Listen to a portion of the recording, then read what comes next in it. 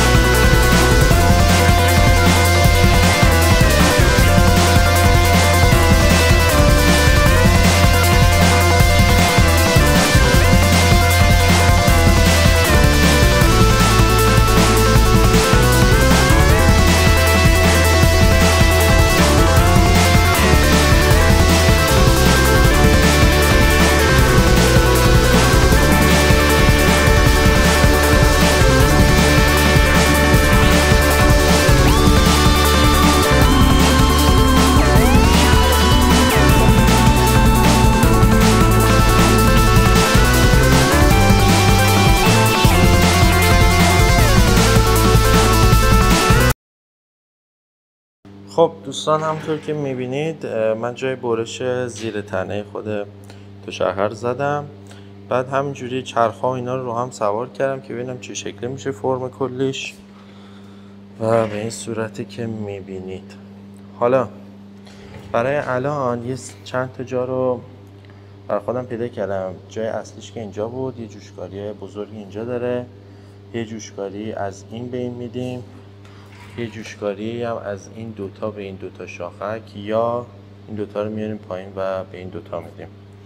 قسمت جلویی شاسی و خود انجین هم این قسمت حذف میشه و دست موتور جلو و کل این شاسی که برای جلوی انجین هست مستقیما وصل میشه به شاسی دوچرخه. خب امیدوارم که تا اینجا ویدیو لذت برده باشین.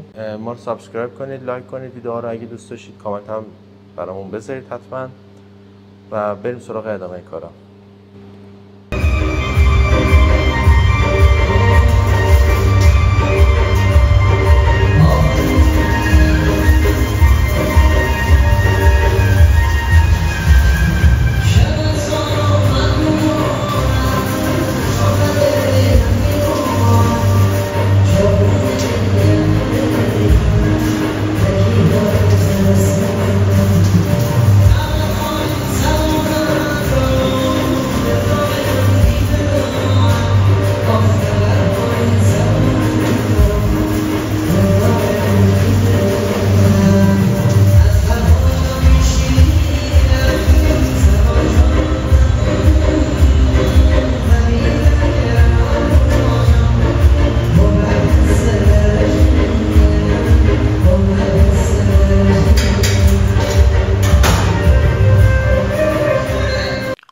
خب دوستان، همونطور که میبینید انجین رو سوار کردیم. جوش هم که از اینجا فعلا دادیم بهش. من یه دور سوار کردم ببینم ظاهر کلیش چجوریه، اگه کم و کسری داره بعدا درست کنم. خب یه رخ خیلی قشنگی گرفته و این قسمت رو ما حذف میکنیم. بعد اینو دوباره یه جوری میرسونیم به بالا با همین قطعات گاز و اتصالات گازی آبی. من یه علاقه خاصی به اینو دارم. اگه ویدیو قبلی ندیده باشید، من همین انجین هوندا 125 رو با استفاده از همینا، فقط اتصالات گاز و آب با اینا که اینجا هست، با همینا انجین اول سوار کردیم. روی این جواب هم گرفتیم، منتها خب خیلی نمیشد بهش گاز داد دیگه، چون یه سری تنظیم‌های صاف کردن ها و تراز بودن ها بود که نتونستم من در بیارم. برای همین از شاسی هوندا 125 استفاده کردم که این قسمت برسه به تنه بالا، یه جوری دیگه این فیکس بشه. بعد این که حذف میشه و این قسمت جلویی انجین هم میرسه به این که همون حالت فابریک دوچرخه و خود هوندا 125 رو بتونیم ازش بگیریم. خلاصه این تا اینجای کار و بریم ادامه کارش انجام بدیم. خب دوستان، برای انجام این قسمتش که قرار شد ببرم و یه جوری برسونم به خود تنه دوچرخه، باز میخوام از این اتصالات گازی استفاده کنم. من یه ارادت خاصی دارم کلا با این اتصالات آب و گاز انجین رو نصب کنم روی دوچرخه. اگه فیلماشو ندیدین، توی اولین فیلمی که گرفتم موقعی که خواستم نصب کنم انجین هوندا 125 روی دوچرخه، دقیقا از همین اتصالات آب و گاز استفاده کردم. فیلمشو براتون میذارم، اگه دوست داشتید اونم میتونید ببینید.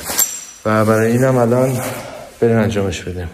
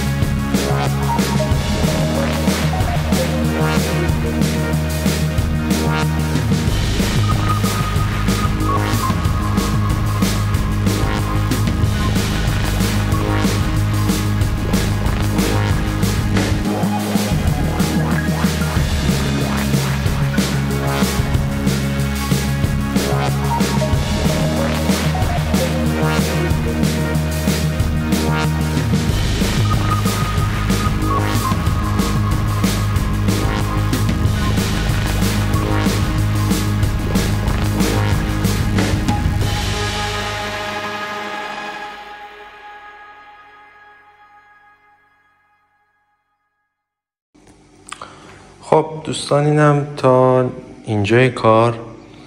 همونطور که میبینید این قسمت جلو رو بالاخره براش درست کردیم و این رخه که فعلا تا اینجا داره.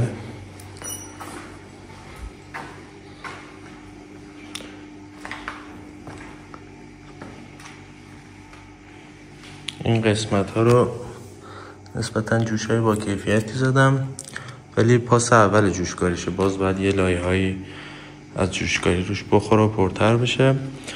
تو قسمت بعدی میریم برای مقاوم سازی این دوچرخه که دیگه خدا بخواد بتونیم بریم سراغ تست جاده‌ای و رایدش. یه سری مقاومت ها رو بهتر براش ایجاد کنیم. به هر حال محکم کاری هست. یکی قسمت گلویی جلوشه که کورپیا و دوشاخ جلو سوار شدن. این قسمت فشار خیلی زیادی رو داره تحمل میکنه، حتی تو همین حالت که ثابته، چون تمام این وزن قسمت عقب به خصوص انجین یه جورایی افتاده رو این یه تیکه و خیلی مهار نشده. فقط تنها ارتباطش با بقیه جا همین اینه که اینم تازه براش درست کردیم، ولی از جاهای دیگه بهتره حمایت بشه. میتونیم یه سری شاسی کشی های اینطوری یا اینجوری حالت مثلث براش درست بکنیم که اون قسمت رو مقاوم بکنه و خصوصا دیگر جا قسمت عقب. این دوتا رو که اگه خاطرتون باشه گفتم اینا رو بهتر برسونیم به پایین با مال خودش. این دقیقا قسمت دوشاخ عقب دوچرخه است. با استفاده از همین این قسمت ها رو به این قسمت میرسونیم و حتی میشه به این قسمت هم یه جوشی داد، یه حالت خاصی مهارش کرد. هر چقدر بیشتر تقویتش بکنیم بهتره، ولی خیلی هم دیگه نباید ببریمش سمت سنگین کردن، چون من میخوام ببینم با همین حالت دوچرخه بودنش چقدر ما میتونیم با این سرعت بریم و قدرت بگیریم. تو این قسمت عقب هم دیگه ما این قسمت ها رو میبریم، یعنی اینا دیگه حذف میشه، حالت دوچرخه‌ای میشه، نیازی نداریم به اینا. این قسمت هم که باکمون سوار میشه، باکم نمیدونم بهتون گفتم یا نه، یه باک از وسایل کشاورزی براش در نظر گرفتم که خیلی جمع جور باشه و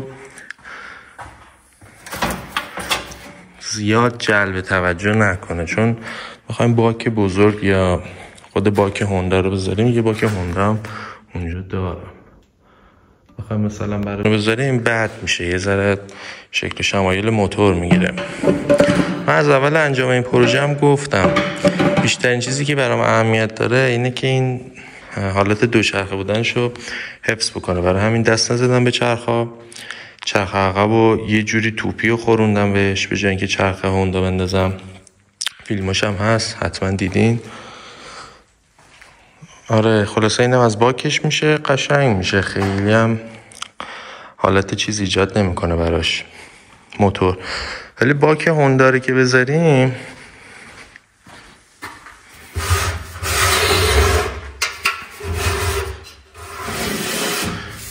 طبیعتا یه خورده فکر کنم خیلی قشنگ بشه، ولی میگم حالت موتور میگیره.